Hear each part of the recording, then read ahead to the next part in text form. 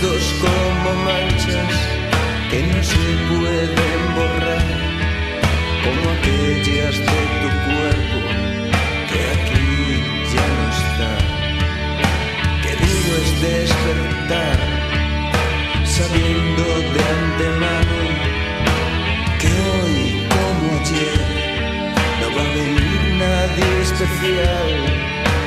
Pensando en ti, pensando en ti, yo mismo paseo la derrota por mi corazón.